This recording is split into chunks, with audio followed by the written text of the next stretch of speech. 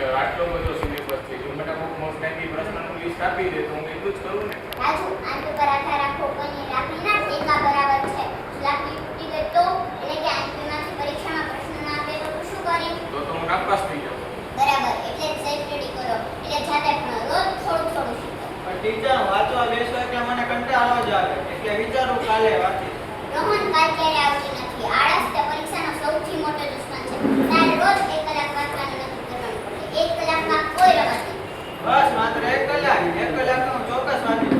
પણ ટીચર વચ્ચે બધે કંઈ ન સમજાય તો મને ડાઉટ પૂછવામાં બહુ શરમ આવે.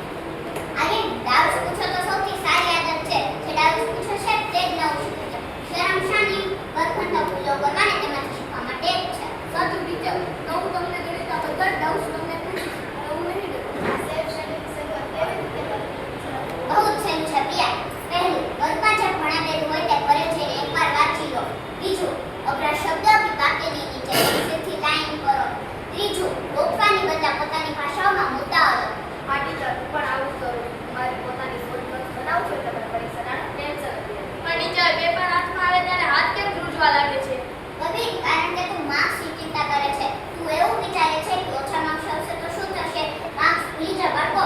પરીક્ષા તે માટે ચકાસવાની રીત છે તો મને તેટલું સમજાયું છે. એટલે કે પરીક્ષા કોઈ રાક્ષસ નથી ને. બિલકુલ નહીં. પરીક્ષા તો તમારો મિત્ર છે. એનાથી ડરવાની જરૂર નથી. તો તમે આટલી બધી ગોખણ પટી કરી એટલે હું સમજી જવાનું. અને હું આજથી જ વાંચવાનું શરૂ કરી દઈશ. કાલની રાહ નહીં જોઉં. મારો પેટનો દુખાતો ટીચરની વાતો સાંભળીને જ મટી ગયો. ચોક્કસ